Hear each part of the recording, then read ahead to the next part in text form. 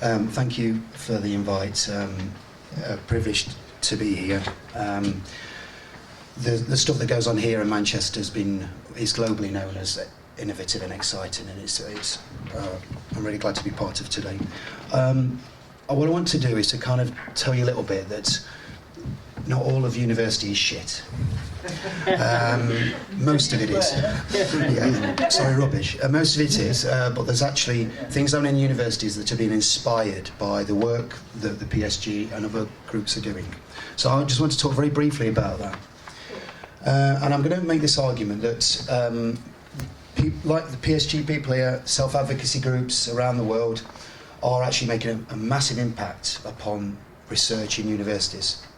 And I strongly believe that learning disability studies in the academy do challenge attitudes and change lives. And what I want to do is I'm going to say this is one way in which they do this is because they get us to think about this question. And the question is, what does it mean to be a human being? So can I have a show of hands, please, for people who think they're a human being?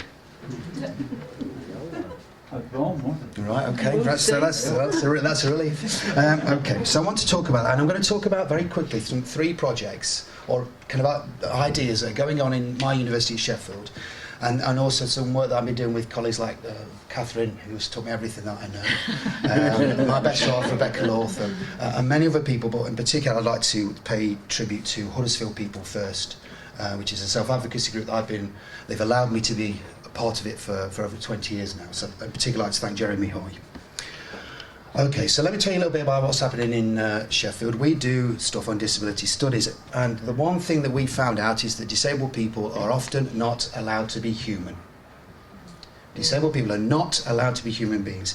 And we know this, and we say this with confidence, because I've got colleagues who work in Chinese studies who tell us that in China, disabled people are not considered human. Sorry, is that an educational thing? Because people are not being educated from being young? Good question. Good question. You know? I think you're right. Yeah. In fact, one of my colleagues who works in education has found in her research that yet people are not taught. Do you actually think, I hate using the word able-bodied, but do you think a lot of able-bodied parents of today are a bit frightened of when you say with people with disabilities? They seem to back off, or I think they don't know they don't understand, and it's an educational thing, in my opinion. Well, I'm paid to this person. There's a beautifully linked to this bit here. It's a project that we're involved with. Catherine and Max is here. It's kind of asking that question, really. What's happening in the community and education now around families and with people with learning difficulties? And what we're finding in this project, it's only just been going a year, is that people with learning disabilities are not being given access to things like education, like the community even now. And just some examples of that to build upon your point there. Has everyone heard of the bedroom tax? Yeah. I mean, Jesus, this is coming from ministers. Most of them are millionaires. You can only have one bedroom and maybe a pot to pee in. We know that the last 5 years that hate crime against disabled people has increased. We know that. And there's a big question about the sense of community. So it's unsurprising then that self-advocacy groups have got this label, such as, I love this, label jars not people. Yeah? It's beautiful. And at the same time, put people first. I don't think you can get a more profound political statement than saying to somebody, I am a person too. It doesn't get any more profound than that.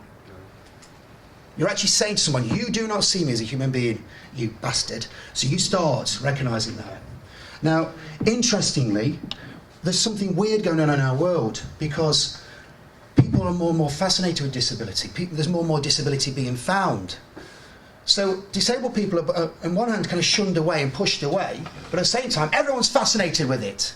So I don't know if you know this, jargon alert, the DSM, the Diagnostic Statistics, don't worry, the American Psychiatric Association have got basically a manual for finding out what's wrong with you. And here are some of the new labels they've got. My particular favourite is oppositional defiance disorder. I got that. Yeah? Described by one critic as a condition afflicting children who disagree with their parents more than once. Or as we like to call it, childhood. Right? So disability is asking some very profound things of the human. And the second project I want to talk about is this. But what does it mean to be a valued human being? Now, we are finding in research and talking and working alongside disabled people's organisations that being a human being is becoming narrower and narrower. That is what does it mean to be valued? Quite simply, you are a human being if you can work and shop enough. Yeah? If you can work enough and earn enough and shop enough, then you'll be included in our society. But the trouble is that these values about what it means to be a human being is that we often don't live up to them. I mean, there's no. How many of us, have a morning where we wake up and we have a bad hair day? I mean, I have it every day. I did mine. The only person, do you have that? I thought your hair was looking good. But the only man that doesn't have a bad hair day is this man who I love, right, David Becker. The trouble is, to be a human now is actually, this is from a philosopher called Alan de Botton. He talks, we're living with status anxiety. We're not quite sure we match up to what it means to be a valued human being. Which seems to be another strange thing that's happening with the human. In fact, if you want to go online, there are organisations called Humanity Plus. These are organisations that are not happy with being human. They want to be really, really they want to reboot the human. And they are as bad as they sound. And increasingly, this is a picture of a future view of what the human might be. Quite seriously, if you look across the world, people are actually saying, well, the human now is more complex than it used to be. So let's just backtrack. Disabled people are denied access to the human, right? But also there's this proliferation, wrong word, there's all these new disability labels growing, and the people who are human, the ones who can shop and work enough, they're not even happy with their human. They want to reboot themselves. Which leads us to the third point. Don't worry, these are really John words, but this area of research with all these different people, there's even a medic there, boo. We are interested in looking at this project, is looking at what then does it mean to be a human being now. Now, I would suggest, last time you were in a train station, or then perhaps the next time you're in a train station, just look around while you wait for the train. And no one's talking to anyone, they're all on their smartphones, Facebooking themselves. Getting the perfect, my daughters are obsessed with getting the perfect selfie, which used to be like that. Okay, so what we're having is some interesting things are going on with a human. This is a picture of a baby with an iPad. Are you sure? Good question, are we sure? Is it made up? So the question here is so what does it really mean to be human then if technology is kind of becoming all part of us? It's an obsession. Could be an obsession. But let me tell you, my daughters are on Facebook and they have 330 friends. Now, I want to say they have 330 friends. Now, is that because I'm saying they're not really friends, or am I just too old-fashioned? And actually, friendships are more of it's a complex thing, maybe because of the obsession there. So this is leading us, I think, to some important questions. And here's the good news. Here's the good news in the shit that we are and to face with disabling practices, shown most clearly through what LB went through. What we have is this idea that disability can either be seen as something which is not human, or disability might ask us to rethink what we mean by human. And I like the latter, but I like the second one. Disability allows us to rethink what it means to be human. So let me give you some pictures. Here's a picture of a future wheelchair. My daughter is not a wheelchair user, but she still would love to have a wheelchair. She said last night she hates walking. So the person who uses that wheelchair, are they a wheelchair user or are they a cyborg, robot human? This is somebody with the label of profound learning difficulties who has all these people helping her every day. Is she profoundly disabled, or is she saying to be human means that we have to be connected with lots of other people? That's actually what human means. So we have here the blind person with the guide dog. This is a deeply complicated relationship between human and animal. This has been going for years. It's not that this person's lacking. They are a deeply complex, what's called in the sociology world, a hybrid of human and animal. Long before the iPad. Street talkers. Yeah, right, yeah. People who use what's the alternative and augmentative communication, AAC, they were plugged in years ago, pal. Yeah, we're now coming along with their iPads, like showing off with them. Yeah, people, oh, by the way, who can't speak, or well, they can through technology. They've always been there. when you get introduced to teaching assistants into a classroom, one of the things that we find in research, going back to your point around education, is that it's not just the disabled pupil that benefits, they all do. Exactly. Yeah? So rather than saying that learner is lacking, they are actually productive. They are making that education more important. The tube-fed baby. Here we have technology giving life, and let me also say that life being given to technology. Circles network. Max knows a lot about this. These is an example of building up inclusive communities where you're not on your own. To be human should not mean to be on your own. And it seems to me that too often we celebrate people being isolated, doing really well in their own lives. Why can't we think about communities and support? And my sense is that we didn't need to be here. Sarah doesn't need me to tell you this or her this. We didn't need this to happen for us to be here today. But what I would say is that this campaign has reminded us, do you know what, actually, as human beings, we're all right. Because we can work together, and we're all here together, and we've got a shared purpose of being together. Because quite simply, we're not happy with the kinds of humans that are valued in our society and want to do something different. And I mean, I was talking to Sarah earlier, but I mean, what has happened with social media and LB's campaign has just been mind-boggling. And you're saying maybe a research project in there, yeah, about finding where that goes. So I want to finish by saying, what do we want to be as humans in the year 2014? What do we want to be as humans? And my sense is that the Justice for LB campaign, the PSG, disability in itself is a fantastic place to start answering that question. Thank you.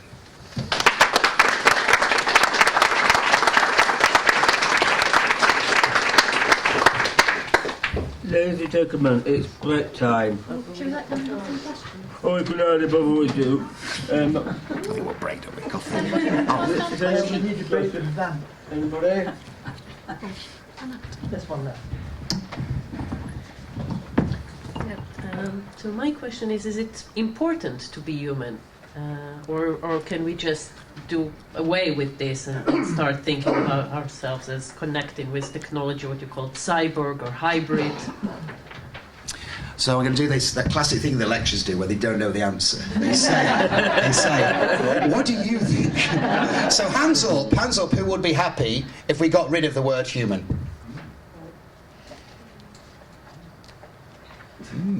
Interesting. So I think the answer, I think we need to keep it because I think it's useful, and I think particularly we need to keep it when people have been denied access to it.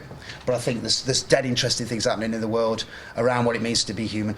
One thing is, if you were to say to my children, where is their psychology? Will they point to their personality? Will they point to their head, their heart, or their iPad? iPad. I'm not quite sure. Yeah.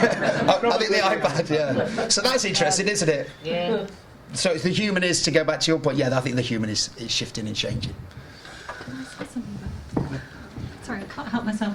Because we've talked a lot about this, and I won't give up the human because I don't want to give it up to the people that think the human is the David Beckham, consumer thing. I want to bring back the human. Yeah. And I also think that for yet another mother, we're all outing ourselves here, but as the mother of a young man with a learning disability, who I think often isn't seen as fully human, I'm not ready to give up something that he hasn't yet been able to attain. So the human is really important to me, but that interconnected network human, not the ideal individual David Beckham flicky hair thing.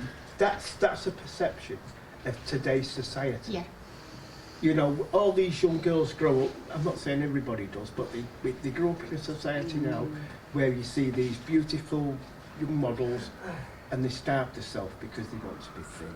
And they see it in magazines, social media, and that's the way it is. I'm sorry, I shouldn't have been speaking, so any more questions from other people? There was a question there. My name is Joanne. Okay.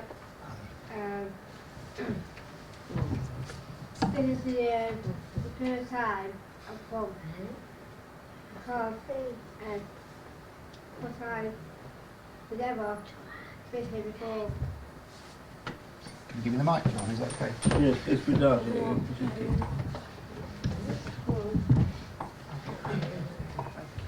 Mally. Would you mind saying? Is it okay to say it again? Thanks. Yeah. My name is Joanne Mason.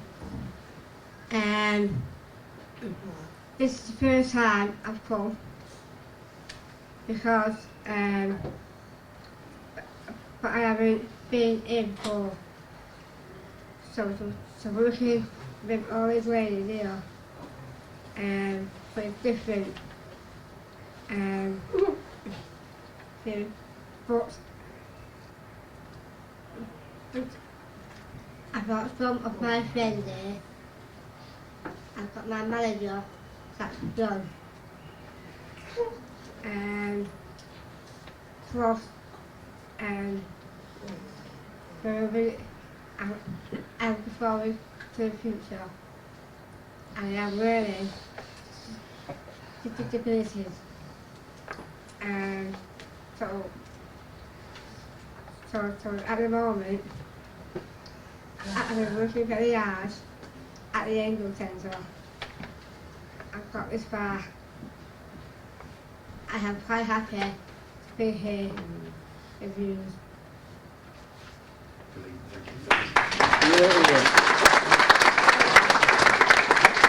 So can I ask what work you do? Would you tell us? Can you tell us what work that you do? Okay. Before work, I can't say it now. I will be working with you sometime in this country. And hopefully, if I like it here, I might want to come here. We will see more of them later after Oh, the break. we see more of you later. That's great.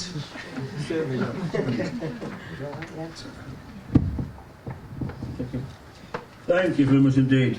Now it is, if you look at my watch, and it's break time.